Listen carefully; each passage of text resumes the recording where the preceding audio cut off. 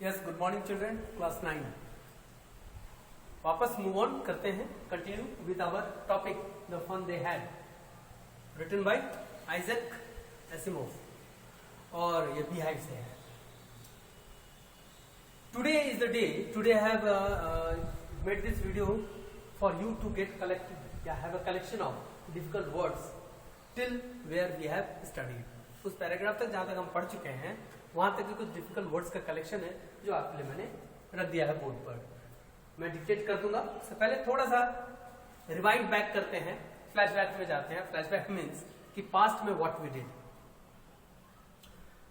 जैसे कि already known, ये स्टोरी रिटन इन कौन सा प्रेजेंट ईयर माना गया था according to the chapter by Isaac, that was 17th May 2157, यानी कि 17 मई 2157 में इसको लिखा था आइजैक एसिमोव ने अकॉर्डिंग टू हिम। यानी कि टुडे वी आर इन 2020, तो आप अंदाजा लगा सकते हो, कैलकुलेट कर सकते हो कितना ड्यूरेशन एडवांस में ये बात है या ये स्टोरी को इमेजिन करके लिखा गया। स्टोरी में क्या थी बातें, व्हाट विल इट इंक्लूड, तो हमने ऑलरेडी डिस्कस किया हुआ है, फिर भी आज छोटा सा वो जो भी हमने पढ़ा है उसको एक वाइंड अप करते हैं। वो क्या कि एक फ्यूचरिस्टिक स्टोरी फ्यूचर में लिखा गया, ये सोचकर कि उस जमाने में 2157 में स्कूलिंग होगा तो कैसा होगा। नंबर 2 कि इसमें 2 कैरेक्टर हैं, एक क्या नाम है, मार्गी, और दूसरा टॉमी। 11-year-old गर्ल मार्गी and Tommy I think 13 years old। Tommy को बुक मिलती है एक अटायर से, और वो बुक पे ही सारे डिस्कशंस हैं, और बुक का टॉपिक है school, schooling, ways of school. ठीक है। मार्गी डायरी लिखती है, सारे वाकया को डायरी में लिखने के लिए, तारीख ऑलरेडी सेट, और बुक के बारे में वो बताती है, लिखती है कि कैसे कैसे टॉमी को बुक मिली, उस बुक में टॉपिक क्या था। उसके अलावा उसने इसमें कहानी में हमने क्या क्या पढ़ा कि कैसे उसके ग्रैंडफादर बताते कि उनके जमाने में ऐसी प्रिंटेड किताबें हुआ करती थी जो 2157 में नहीं है, और वो बुक स्कूल और स्कूलिंग के बारे में थी। उनका जो वर्चुअल क्लास था वो एक्चुअल में वर्चुअल जैसे हम लोग आज पढ़ाते हैं साक्षात वैसा नहीं था। वो वर्चुअल क्लास था computer class, technical teacher, that is mechanical teacher. Online पढ़ाई होती थी, ई बुक से पढ़ते थे, इलेक्ट्रॉनिक बुक से पढ़ते थे। उनके लिए ये बातें नहीं थी कि बुक अनबिलीवेबल, हिस्टोरिक, और इसके पेजेस काफी पुराने हो गए थे, ओल्ड हो गए थे, जो नोट से मैंने आपको लिखवा चुका है। ये मार्गी जो है स्कूल के नाम से बड़ा चिढ़ती है। She was very jealous of the school. Reason was कि मैकेनिकल टीचर जो बहुत एडवांस थे, सारी चीज पढ़ा देते थे, तुरंत में टेस्ट ले लेते थे, तुरंत में सारे सॉर्ट आउट क्वेश्चन या जो भी सॉर्ट आउट करके मार्गी डालती थी उसको तुरंत में कैलकुलेट करके रिजल्ट दे दिया करता था। मार्गी ज्यादातर ज्योग्राफी सेक्शन में अच्छा परफॉर्म नहीं कर पाती थी। She was very upset and angry with the school and the teacher. उसकी मदर को ये फील होता है कि शायद ट्रबल उस मशीन में ही है कि मार्गी का परफॉर्मेंस बेटर नहीं होता। वो काउंटी इंस्पेक्टर को बुलाती है फोन करके, जो कि मैकेनिक है, उसको रिपेयर करने के लिए, किसको, मैकेनिकल टीचर को। ही कम्स, वो रिपेयर कर देता है। मार्गी जो एक्सपेक्ट करती है उसके विपरीत होता है। मार्गी एक्सपेक्ट क्या करती है कि वो भी महीने भर के लिए आउट हो जाए, वो टीचर उससे, और वो उस टेक्निकल पढ़ाई से बचे। लेकिन ऐसा होता नहीं है, और मार्गी ऐसा सोचती क्यों है, क्योंकि टॉमी के साथ भी ऐसा होता है। उसका भी हिस्ट्री सेक्शन एक बार ब्लैंक ऑफ हो गया था।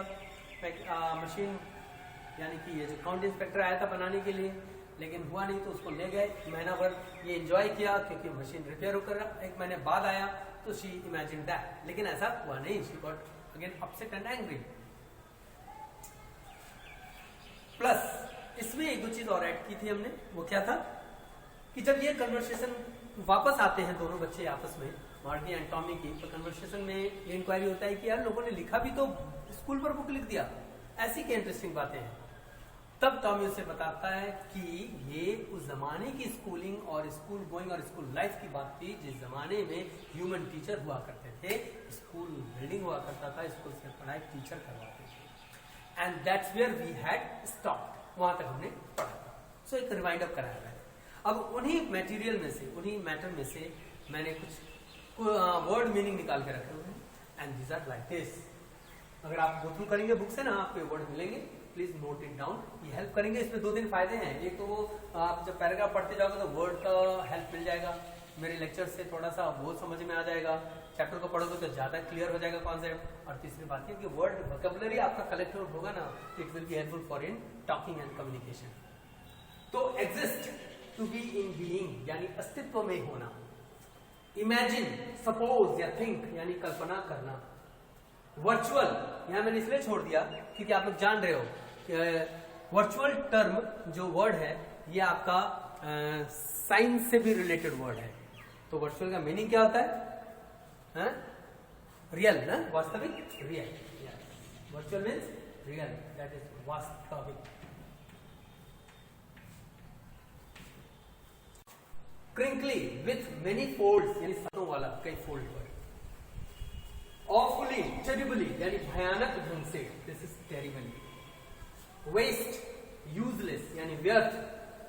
गेस यानी एज्यूम, अनुमान लगाना। Attic, space just below the roof as a store यानी अटारी, ठीक है। स्कॉर्नफुल, कॉन्टेम्पशियस यानी घृणा का भाव। Worse, not better that is खराब। स्लॉट, ए गिवन स्पेस यानी कि दराज, जो दराज होता है। Punch code, a number with some hole in it, जिसको कहते हैं छिद्र संख्या।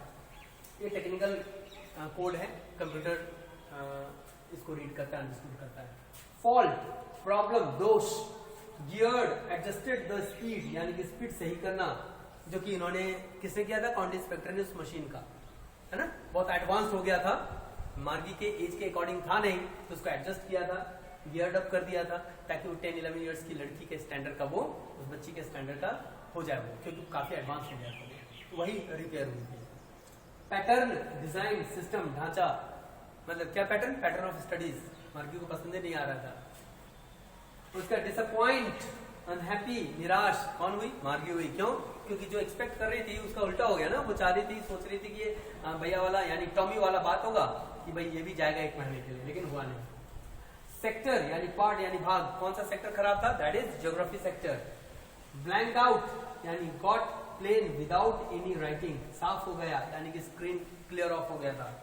एंड लॉफ्टीली इन अ सुपीरियर वे यानी विशिष्ट अंदाज में, लॉफ्टीली, प्राउडली, जिसको हम कह सकते हैं।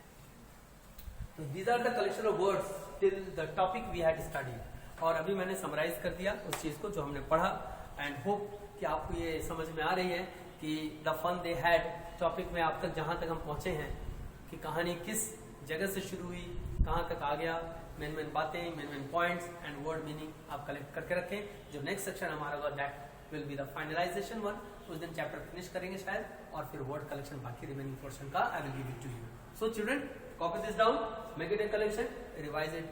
Thank you, and that's all for the day.